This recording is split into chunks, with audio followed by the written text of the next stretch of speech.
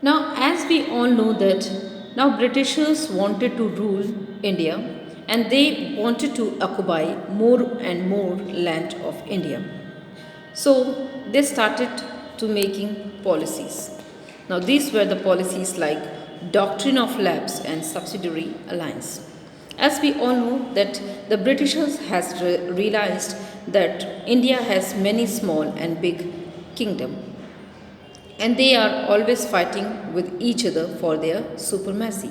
They are not united. Moreover, they has forgot the thought of nationalism. They are not united and they are not thinking that if the foreign invader is attacking India, how to unite and throw away that foreign invader. So that's why they took the advantage of such situation and through the different policies, they wanted to occupy more and more land. Now, as they were knowing that the small kingdoms are is always afraid of the big kingdom whether they should occupy their land. So Britishers told that kingdoms who were feeling unprotected by the other kingdoms that they will give them the protection from the other king. Okay, and for that they have to give their army to the Britishers.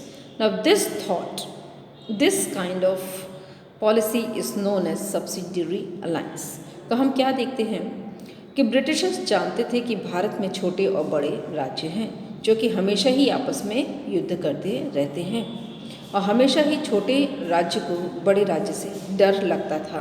वह unprotected feel करता था कि कहीं उसकी ज़मीन, कहीं उसका राज्य दूसरे के हाथ में ना चला जाए, क्योंकि भारत भूल चुका था कि एकता क्या होती है और राष्ट्रीयता क्या होती है। अगर फॉरेन इन्वेडर भारत में आता है तो हमें सबसे पहले उनसे अपने देश की रक्षा करनी चाहिए, बाद में आपस में देखना चाहिए।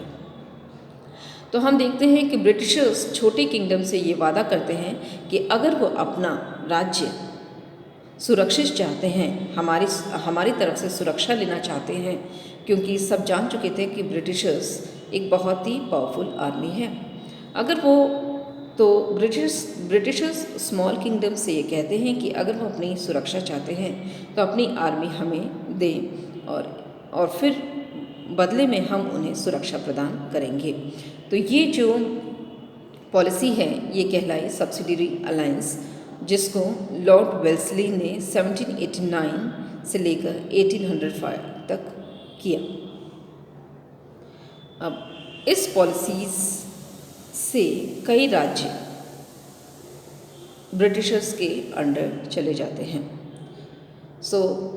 बिना कुछ ज़्यादा खर्चा और युद्ध किए ब्रिटिशर्स के अंडर ज़्यादा से ज़्यादा राज्य जुड़ते जा रहे हैं।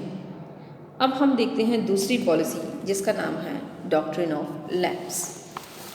Now in this policy, you know that this policy was introduced by Lord Dalhousie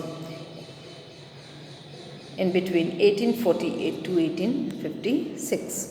According to this policy, if an Indian ruler died without an heir, their kingdom would be under the British.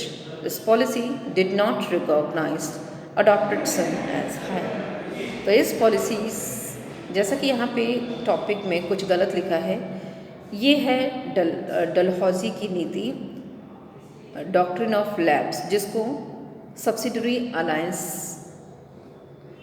करके लिख दिया है, जो कि गलत printing है। ठीक है, so don't go on the topic.